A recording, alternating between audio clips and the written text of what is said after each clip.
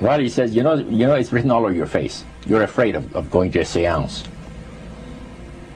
But he says, I know you. He says, you're going to come. And then he started to tell me how brave I was when I was aboard ship, you know, different things. He says, you're not the same man, you're changed. You're chicken.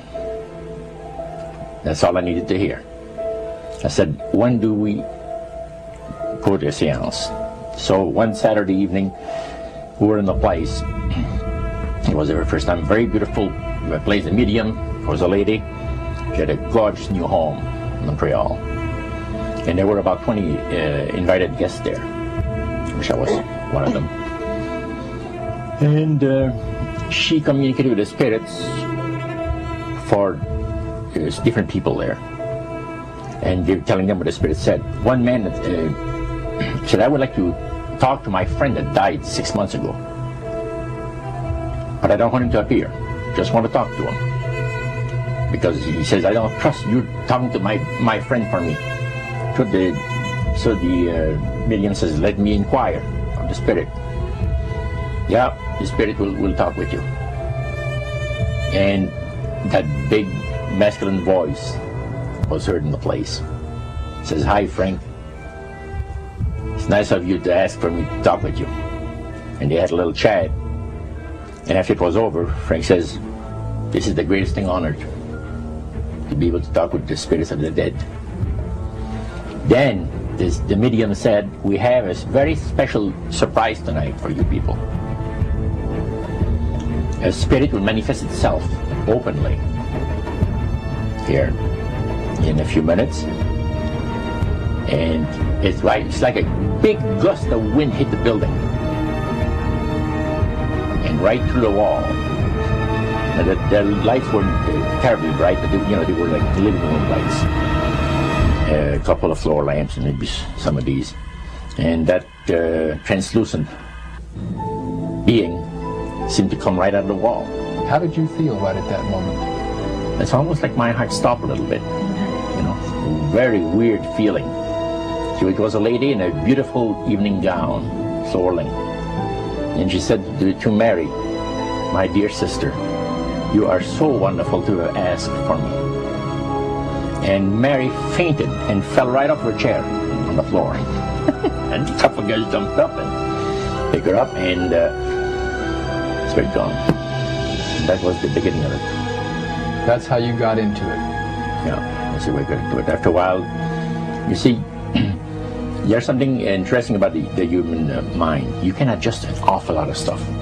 You can adjust to a lot of things that would terrify you to begin with. After a while, they become common and ordinary. So you mean contact with the supernatural can become commonplace and ordinary and doesn't bother anybody? Yeah. In other words, the more that you do it, you're not uncomfortable. That's right. It's just not an uneasy feeling. Yeah. So how did you feel about it? Then I got into a secret society that worshiped the spirits, you see. Well, how is that different from the seance, Roger? It happens that the seance are not involving in many ways. But when you get into a secret society of spirit worshippers, then, and especially when you're invited there by the direction of the higher-ups in the spirit world, you never get out of there alive. And this is exactly what my friend and I were up against. We didn't know anything about. And there was a very, very popular big band leader. Jazz band, yeah, very famous. And one night we went to one of these seances, and he was with his wife. So Roger, you're at this restaurant. What happened? We sat there, and we had our favorite alcoholic beverages, you know. And as we talked,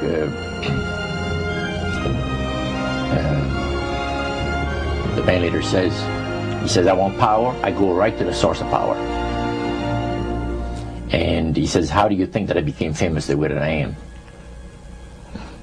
Well, I said, you must have had some good luck. Well, he says, there's no such thing as good luck.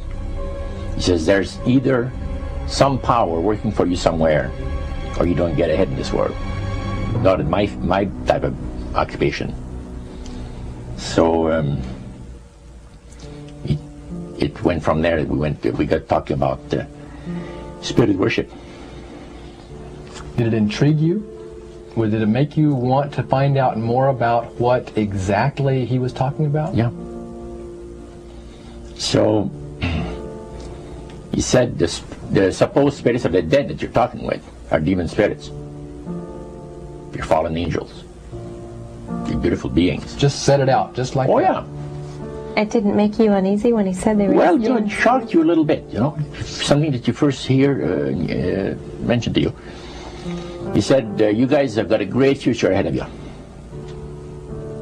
Because we've been told, the high priest of our society, secret society, has been told that the master has very special plans for you too. Now, what did he mean by the master? Satan. And we were interested to hear more about it. And he told us, he says, look, we worship spirits. We worship Lucifer and all his angels. They're just as beautiful as they did before they were cast out of heaven. He says there was a misunderstanding in the whole thing. He says among the inhabitants of the galaxies. And he says our master was misunderstood.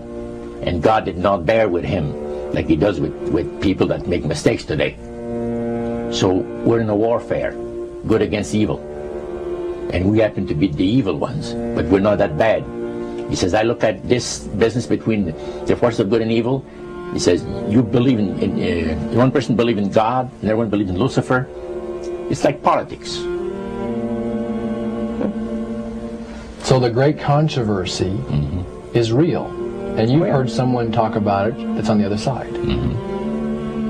And to these people, they are sold to the fact that Christ will not return to this planet with power and great glory. He's going to abdicate all claims to the planet, because the high priest once said that Christ will abdicate all claims to the planet because he knows that it is lawfully and rightfully Satan's. And at that time he says, so the priest says, well now, he says, for those of you that are new, let me tell you that this is the most feasible way, he says, to please the spirits. It's to deride Christ and his people, and his church and all that. So they sing out of Christian hymnals. They didn't sing Christian words to the hymns, however. Well, they changed a lot of them. Yeah. And not for the good. It's a form of blasphemy. Yeah. Such as you see today in the rock music world. You see the entertainers, they have these crosses. The ladies got earrings, crosses. The guys got crosses. This is a form of blasphemy, a form of deriding Christ. You see. Spirits cause the people to do that, to find pleasure in wearing this type of emblem, which is the cross is the emblem of the crucifixion of Christ to the Christians. Better to reign in hell than serve in heaven, is that it? Why not? I'm here on the ground with my nose in it since the whole thing began. I've nurtured every sensation man has been inspired to have. I cared about what he wanted, and I never judged him. Why? Because I never rejected him, in spite of all his imperfections. I'm a fan of man! I'm a humanist. Maybe the last humanist. Who, in their right mind, Kevin, could possibly deny the 20th century was entirely mine?